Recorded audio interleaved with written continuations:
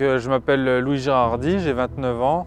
Je me suis installé sur la ferme avec mes parents en 2019 et on a 3 ateliers sur la ferme, un atelier céréales, un atelier vaches laitières et une partie transformation de ce lait en produits laitiers frais. Moi le matin, d'un point de vue professionnel, je m'occupe d'abord de la partie mail.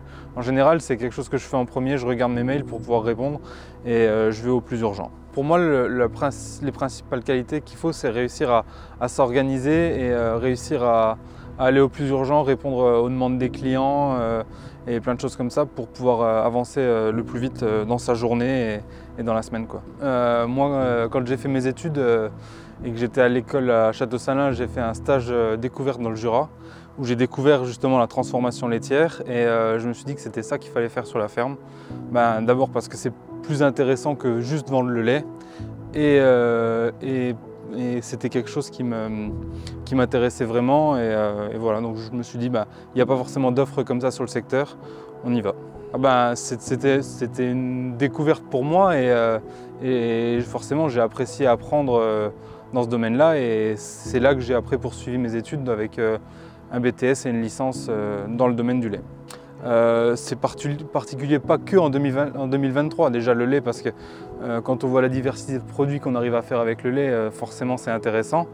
En 2023, oui, c'est plus compliqué, rien que d'un point de vue avec toutes les augmentations des énergies, il a fallu s'adapter. Donc comme tout le monde, comme les industriels, il a fallu répondre aux différentes problématiques qui se sont posées face à nous, quoi. Alors, mon plus beau souvenir en tant qu'agriculteur, c'est justement d'avoir pu créer cet atelier de transformation à la ferme, qui pour moi était un maillon en plus qu'on a pu rajouter à la ferme avec mes parents, quoi. C'est quelque chose que j'avais pu imaginer secrètement, on va dire, que j'avais gardé pour moi et le fait d'avoir découvert ça d'un peu plus près en faisant le stage, forcément je me suis dit ça y est, c'est ça qu'il faut faire, quoi.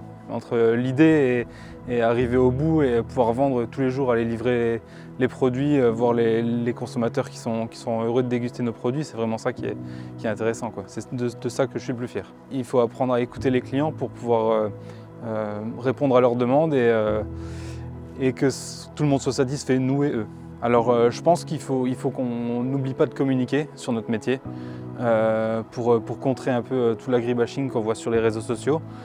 Nous, on est une armée de personnes sur Internet, des agriculteurs, il y a beaucoup de pages Facebook, toutes les fermes ont des pages Facebook. Il faut vraiment qu'on en profite pour montrer notre travail tous les jours. Ça prend du temps. Des fois, on a l'impression de le faire un peu à temps perdu, mais ça ne l'est pas. C'est peut-être quelque chose qui aboutit au fur et à mesure et que les gens vont se rendre compte vraiment, ont parfois l'impression de travailler avec nous, quoi. Quand on leur montre un vélage sur Internet, quand on leur montre la fabrication de yaourts, c'est des choses qui sont pour les clients vraiment intéressantes. Alors si dans 10 ans je suis au même endroit, je pense que j'aurai réussi. Donc l'objectif c'est de maintenir l'activité, donc forcément dans 10 ans si on est encore là, qu'on transforme toujours des yaourts, du lait pour faire des yaourts, ça serait une réussite.